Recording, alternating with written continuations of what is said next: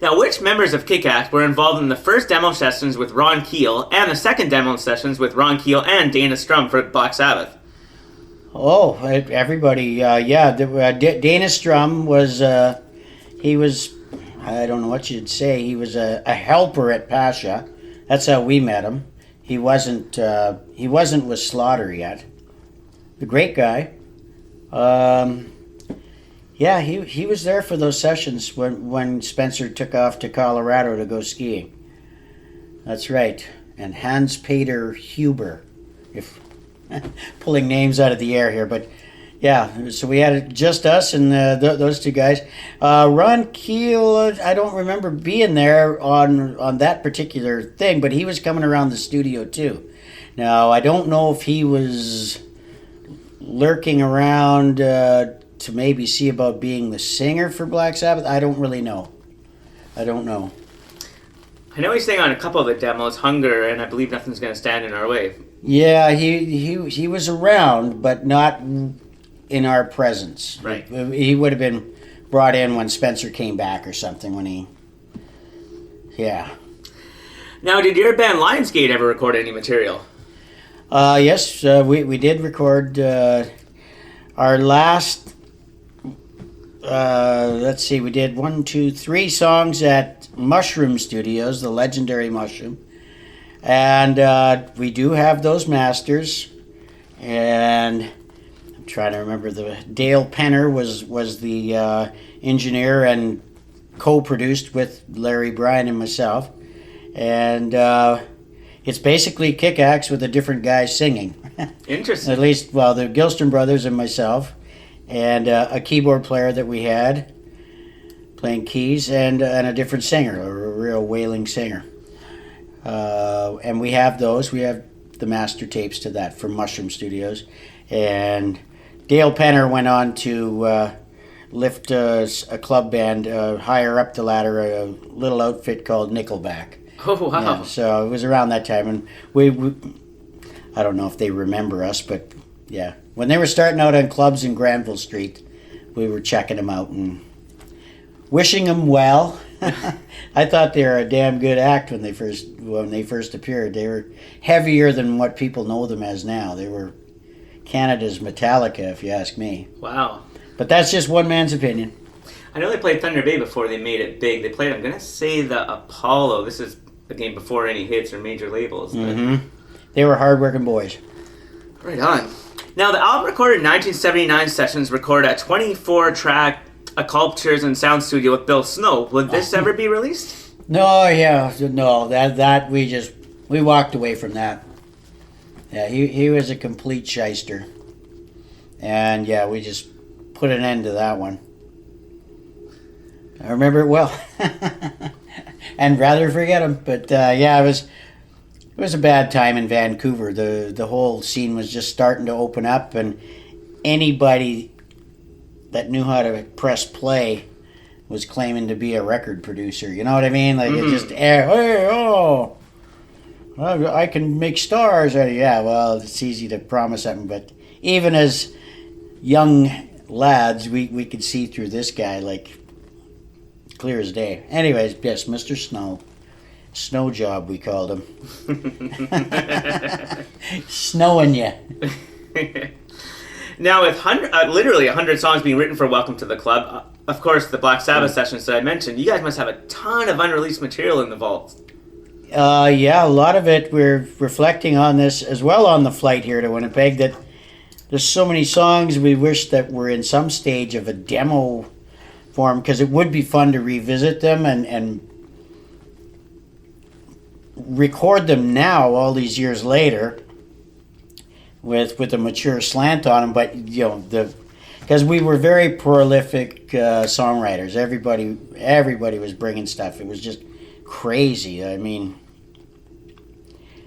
yeah, it was hard to pick songs, and a lot of them just got pushed to the side. I did find some cassette recordings, the well recorded songs that our live sound engineer recorded on a what were those things? Walkmans. Yes. He recorded it and it sounded okay. So we do have a record of about Not, and by record I mean as keeping records, as in, at least it's there to as a blueprint to follow, to rebuild the songs off of these rough, like live off the floor in our rehearsal warehouse that we had. He had just pressed start on the thing or record, and capture all the ideas flying by, and they're finished songs. So there's about 25 of them on these 2 tapes. So Nice. we'll dig through it, and that's the welcome to the club stuff. So I got I got a portion of it, but there was so much more that should have been captured. Even for 4, you guys were, I think it's 17 songs and 14 made the album, give or take. Oh yeah, that ended up on it, which may or may not have been a mistake to put too many on. I guess. Do you have a favorite Kick Axe cover? Favorite? Like a band who's covered you guys. Jeez, I'm not sure. It's hard to say. It's like children, you know. Yeah. It's hard to pick. That's my favorite. I don't know. I've played 1,000 different songs, but are you meaning like a recorded? A band who's covered you guys, yeah. I know I like Nick Walsh's version of On the Road to Rock, personally. Oh, yeah, okay, yeah. Yeah, old buddy Nick. That's Crash Kelly guy. Revolver, yeah, he was in Slick Toxic, Revolver, Famous Underground now. Yep, Slick Toxic, and I'm thinking of Kelly. Oh, Sean Kelly, yeah. Sean Crash Kelly. Yeah. Nelly Furtado I these call days. him Crash. Sean, yeah. He's a big Kick Axe fanatic, and of course, George Christian, our singer from the heyday, is a ghost. He refuses to sing anything, even Christmas carols at Christmas. But so we couldn't get George to do it, as in the spirit of everything. Darby Mills sang the Headpin song. Yep. Lee Aaron sang the Reset, did that. So I remember talking with Sean Kelly over the phone, and he says, well, I suggested that Daniel do it. And he goes, well, you know what? How's this for an idea? Nick Walsh is a big fan of Kick Axe. He's a friend of mine.